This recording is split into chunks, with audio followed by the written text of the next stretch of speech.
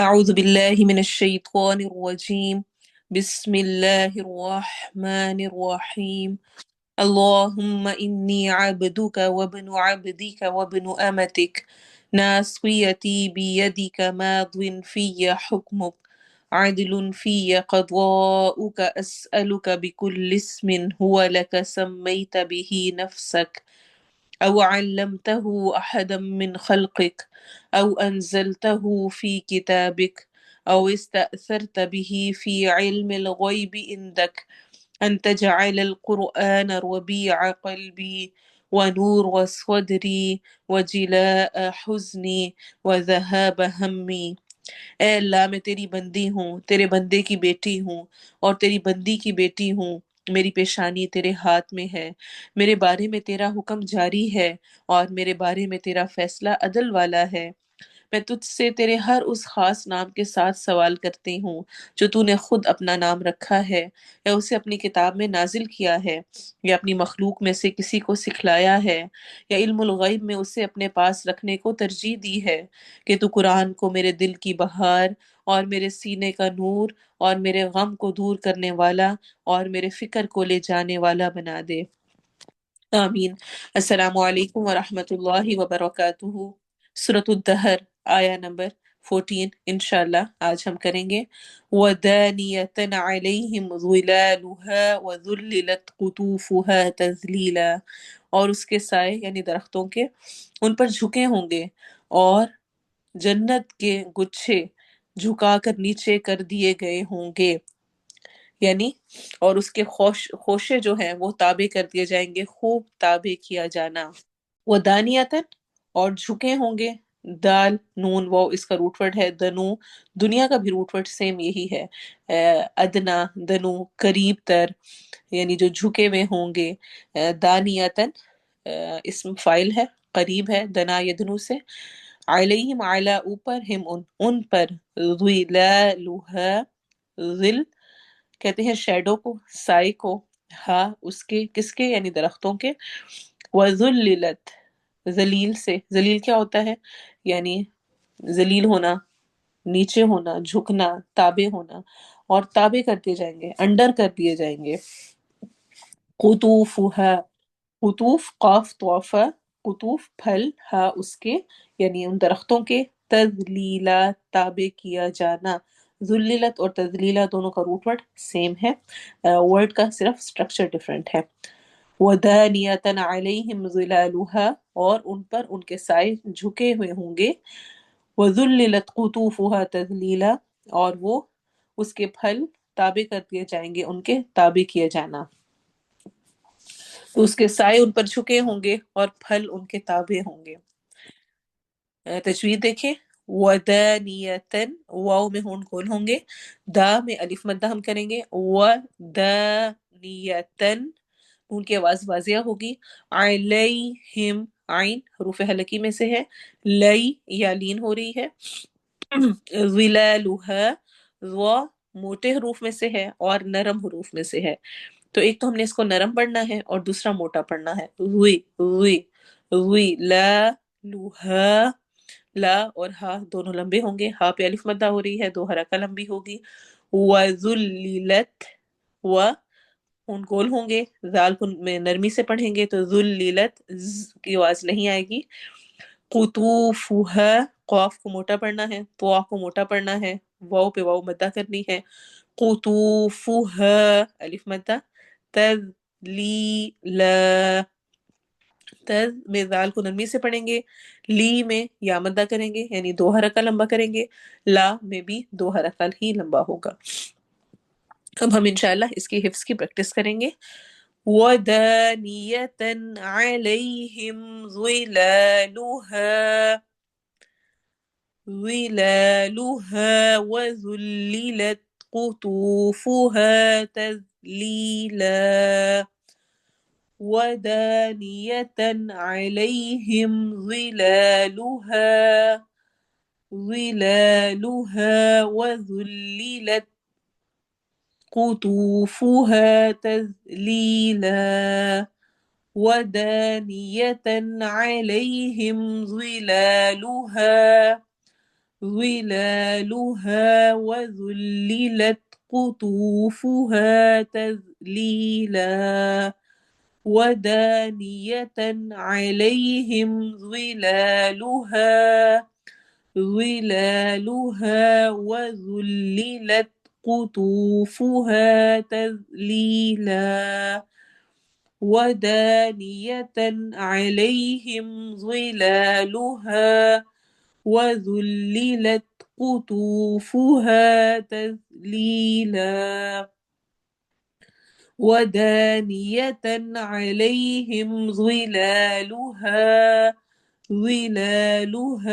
وذللت قطوفها تذليلا ودانية عليهم ظلالها وذللت قطوفها تذلیلا. اور اس کے سائے یعنی ان درختوں کے سائے ان پر جھکے ہوئے ہوں گے اور اس کے خوشے تابع کر دیے جائیں گے. خوب تابع کیا جانا. جنت کے درختوں کا ذکر ہے جو کہ خوب ہرے بھرے ہوں گے، لمبی ٹہنیوں کے ساتھ ہوں گے، اور ہمیں بے شمار آیات اور حدیث میں ان کی تفسیر ملتی ہے. آپ صلی اللہ علیہ وسلم نے فرمایا جنت میں ایک درخت ہے جس کے سائے میں ایک گھڑ سوار 100 برس 100 ایئرز تک چلتا رہے تب بھی ختم نہ ہو، اتنا بڑا ہوگا. اور اگر سمجھنا چاہو تو سورہ واقعہ کی آیات 30 میں وَظِلٍّ ممدود اور لمبے سائے پڑھ لو. اور جنت میں کسی شخص کی کمان رکھنے کے برابر جگہ دنیا کی ہر اس چیز سے بہتر ہے جس پر سورج طلوع یا غروب ہوتا ہے. صحیح بخاری کی روایت ہے. صرف ایک کمان رکھنے کی جگہ تھوڑی سی، یعنی ہم اگر ایک روم دیکھیں تو اس روم میں بھی اس کا شاید 1% 2%. دنیا میں جو کچھ ہے، بڑے سے بڑے محلات سوچ لیں، زیورات سوچ لیں، بڑی سے بڑی نعمتیں چیزیں سوچ لیں، اور پھر سوچیں جنت میں ایک کمان رکھنے کی صرف جگہ، وہ دنیا کی ہر چیز سے بہتر ہے. تو پھر اصل سودا کیا ہے؟ اصل کامیابی کیا ہے؟ جس نے اس جنت کو پا لیا، نہ کہ یہ کہ جس نے دنیا میں بہت پیسہ کما لیا، بہت سارا مال اکٹھا کر لیا، بہت عیش کر لیے، بہت مزے کر لیے، خوب سیریں کر لیں، خوب برانڈڈ کپڑے پہن لیے، خوب ساری جولری پہن لی، اپنی پسند کے بیگ اور جوتے لیے، عیش کیے. آپ صلی اللہ علیہ وسلم نے فرمایا جنت میں کوئی درخت ایسا نہیں جس کا تنا سونے کا نہ ہو. ترمذی کی صحیح روایت ہے. درخت کو تصور کریں، اور ہم تو کر بھی نہیں سکتے. پھر سوچیں کہ وہ 100 ایئرز تک بھی اگر ایک سوار چلتا رہے تو وہ درخت کتنا بڑا ہوگا. اور پھر اس کا جو تنا ہے وہ کیسا ہے؟ سونے کا ہے. اور آپ صلی اللہ علیہ وسلم کی ہمیں اور بھی روایات ملتی ہیں جن میں آپ نے ان کو ایکسپلین کیا ہے. ابن عباس کی روایت ہے، وہ فرماتے ہیں جنت کی کھجور کا تنا سبز زمرد کا ہوگا، اس کی ٹہنی کی جڑ سرخ سونے کی ہوگی، اور اس کی شاخ سے اہل جنت کی پوشاک تیار کی جائے گی، کپڑے تیار ہوں گے. ان کے لباس اور جبے بھی اسی سے بنائے جائیں گے.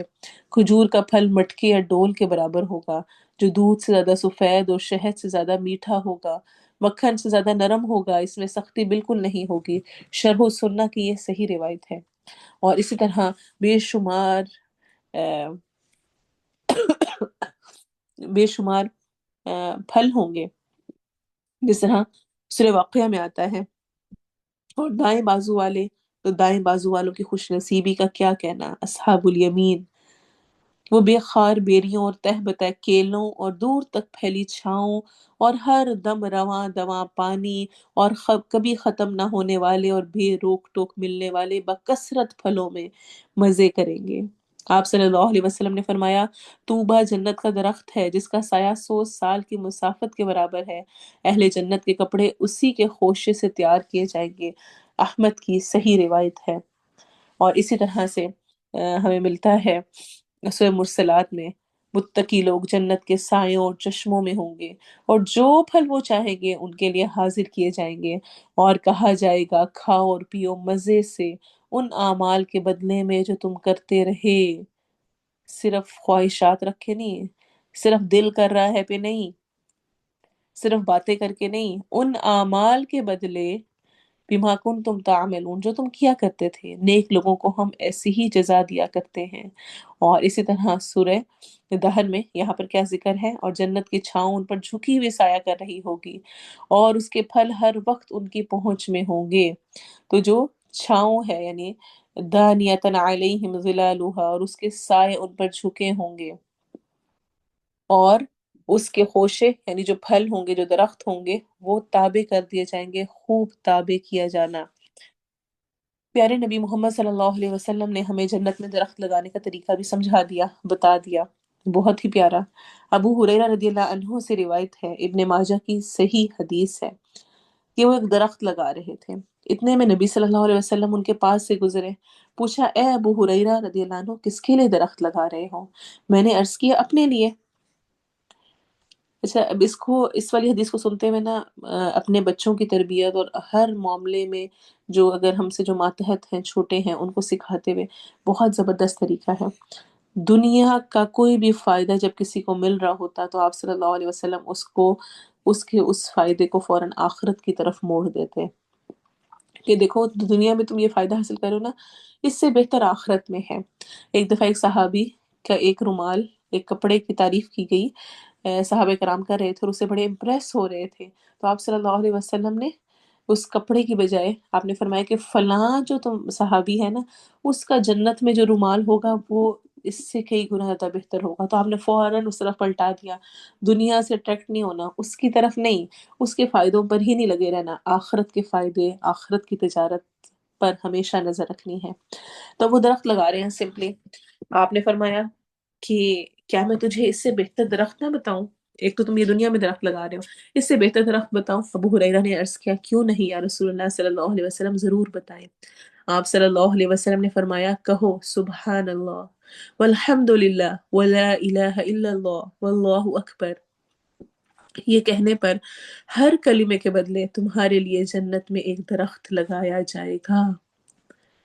تو ابن ماجہ کی صحیح روایت کے مطابق ہم نے اس نیت کے ساتھ پڑھنے ہیں یہ تمام انشاءاللہ اذکار کہ جنت میں درخت لگے۔